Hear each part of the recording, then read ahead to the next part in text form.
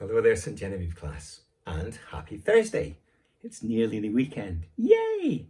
Right, back to more sensible things. Sensible, serious things. Well, with a little bit of fun added as well.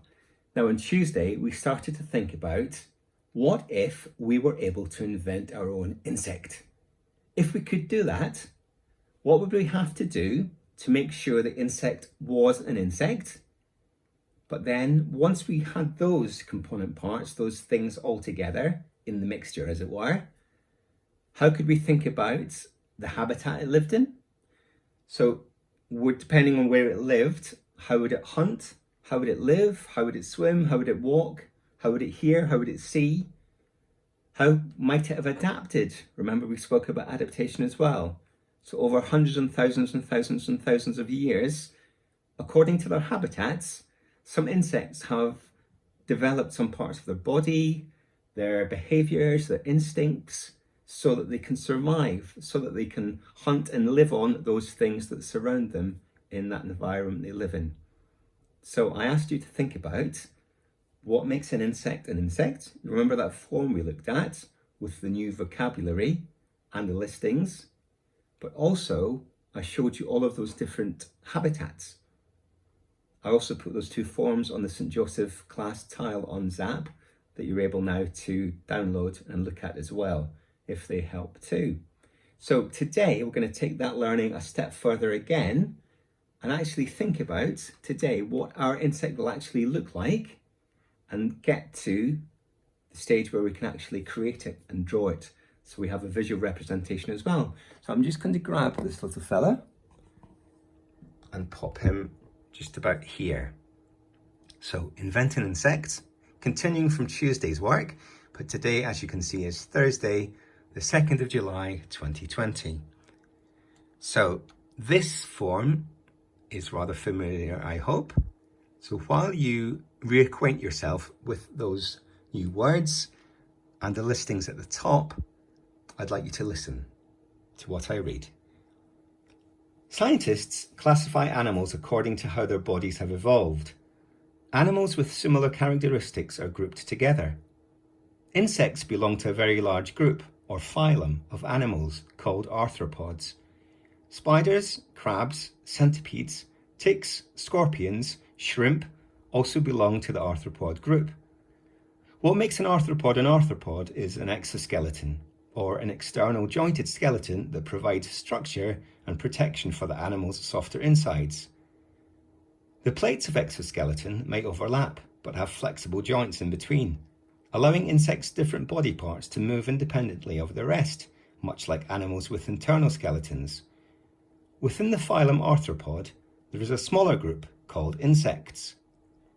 3 body segments.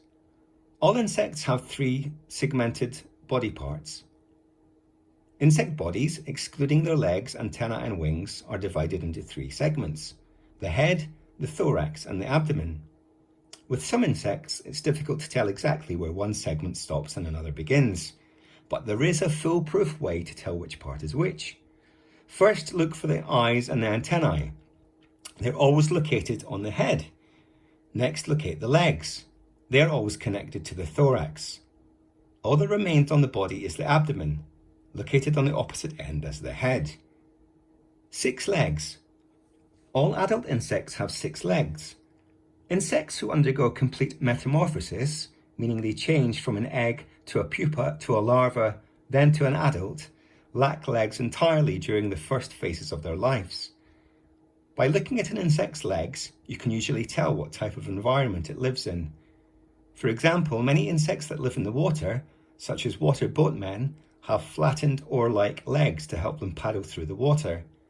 Other insects may have legs suited for running or climbing or jumping great distances. Antennae. Adult insects also come equipped with a pair of sensitive antennae on their heads.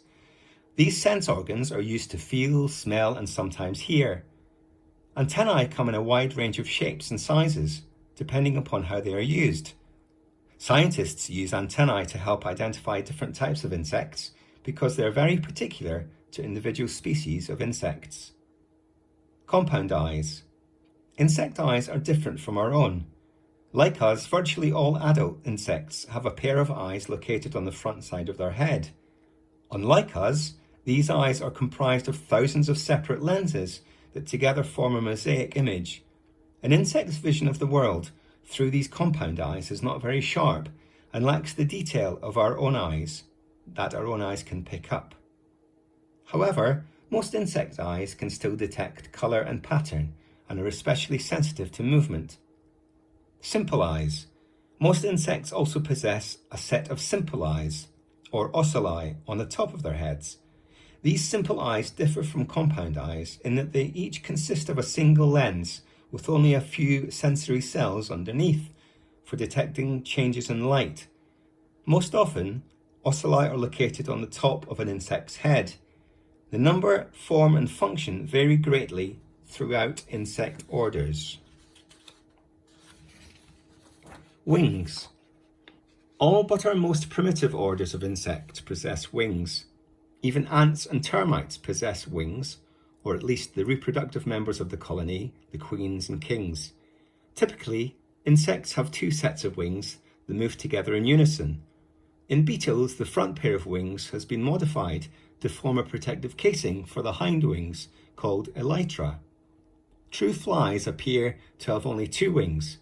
This is because the hind wings have been modified into halters, which resemble small knobbed structures that act as a counterweight to the front wings, helping stabilize the insect's flight. Insect ecology.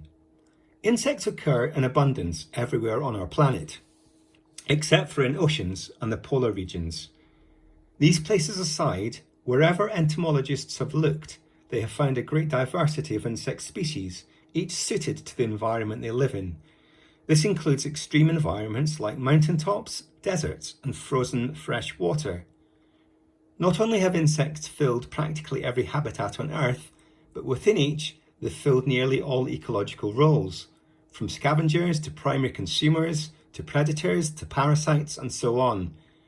Insects are not only well adjusted to the environments in which they live, but also their role within that environment, largely defined by what they eat. Plants, fungus, other insects, decaying matter, blood and fecal matter have all been exploited by insects as sources for food. In order to eat, and sometimes catch, their food, insects have developed specialized body parts specific to each. How we've come to have so many different types of insects filling so many roles is a matter of time and evolution. As far as we can tell, insects have been around for 325 million years, during which they have had plenty of opportunity to evolve and diversify. So, 325 million years, and now you guys have the chance to create a very new species of insect. I won't go through that vocabulary, but due to the wonders of technology, if you wanted a reminder, please see fit to pause your YouTube video, and you can go through all of those words again. Remember, we looked at them on Tuesday, all the way up to abdomen and all the way down to thorax. And remember, we spoke about adaptation as well. Just as the article said, the reading I just read to you, over millions of years, insects have adapted according to the environment and habitat they live in, so that they can hunt and eat and survive. So the praying mantis discovered that all of its prey moved very quickly, so the adaptation was trap-like front legs to quickly snatch prey. The flea, its environment meant it had to feed on the blood of much larger animals, so it adapted by developing biting and sucking mouth parts, plus powerful back legs for jumping around host animal. And finally, as it said in the article, water strider, as it lives on the surface of still fresh water, it developed or adapted long water-resistant legs for striding on the water surface. Now here are a reminder of the habitats you could choose. And according to each habitat, we have a list of the things you could eat, or your insect could eat as a diet. So freshwater pond, inside trees, mud, leaves, dry deserts, under rocks, windy beaches, dark caves, cold mountains, on, believe it or not, or inside another animal. Now here we have some insect profiles which might match the profile that you create, or you maybe have created already or started to create for your insect. At the top we can see the insect is the antlion. Its habitat is a desert, mountain or other habitats. What it eats, its food source is other insects. So, its special adaptation. Larvae hide in the sand at the bottom of a funnel trap, which ants fall into. Second on our list, the hawk moth lives in deserts. Its food source is nectar. Special adaptation. Like a hummingbird, the hawk moth can hover in mid-air while its extra long proboscis sips nectar from flowers. The next insect, fiery searcher, lives in mountains, eats worms and grubs. Excuse me. As adaptation, the fiery searcher has a very sharp jaw for eating caterpillar and moth larvae. Going down again to our flat-headed borer, lives inside trees, food source wood, special adaptation, larvae of flat-headed borers have large wedge-shaped heads to help them burrow deeper into wood. And finally, the katydid, habitat on the leaves of trees, food source leaves, special adaptation. Not only do katydids eat leaves, but their bodies look like leaves to help them hide from predators. A few more here. The ice crawler, habitat mountains, food source worms and grubs, special adaptation. These rare and endangered insects have a low body temperature and slow metabolism to prevent freezing.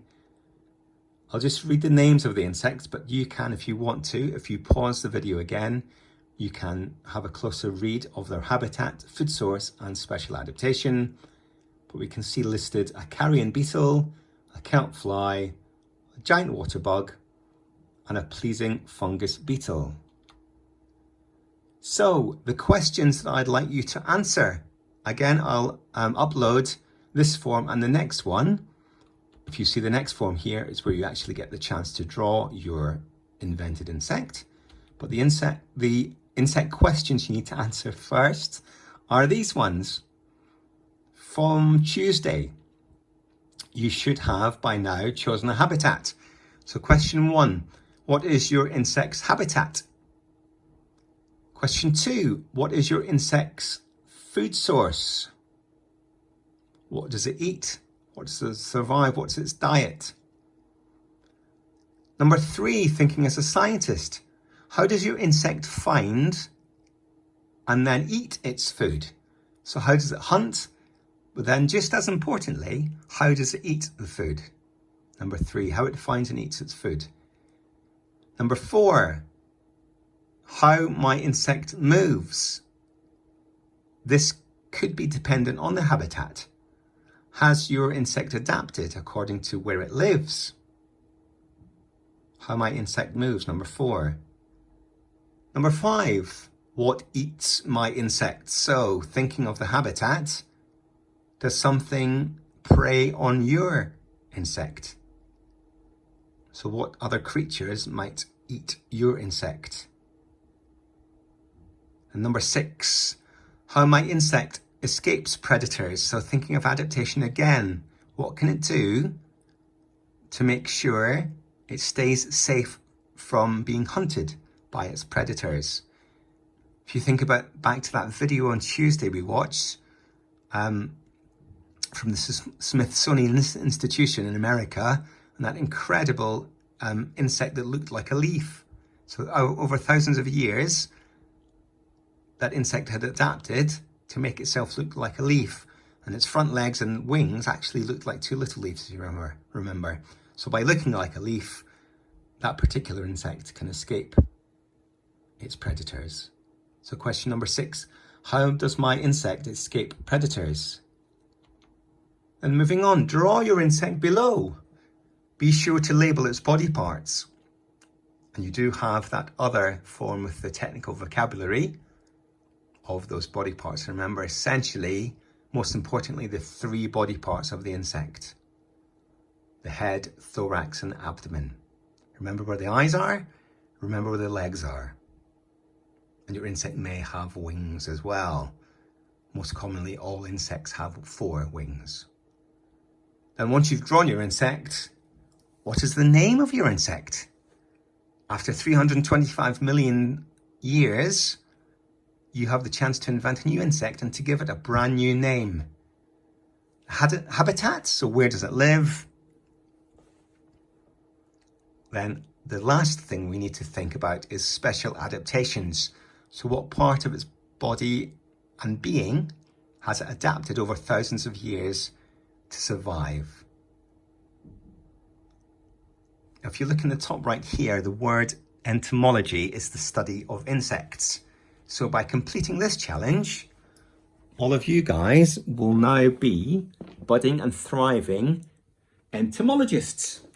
So St. Genevieve entomologists, the challenge is now passed over to you. So like I said, I'll upload the question sheet and the sheet that gives you the chance to draw your insect onto the St. Joseph class tile. Also, if you want to email any work, you can do. If you want to email my class email, that's stjoseph@stjohnshorsham.school. I would love to see some of your creations. Okay, so get creating. I hope you have lots of fun, and I look forward to catching up with you again next week. So bye for now.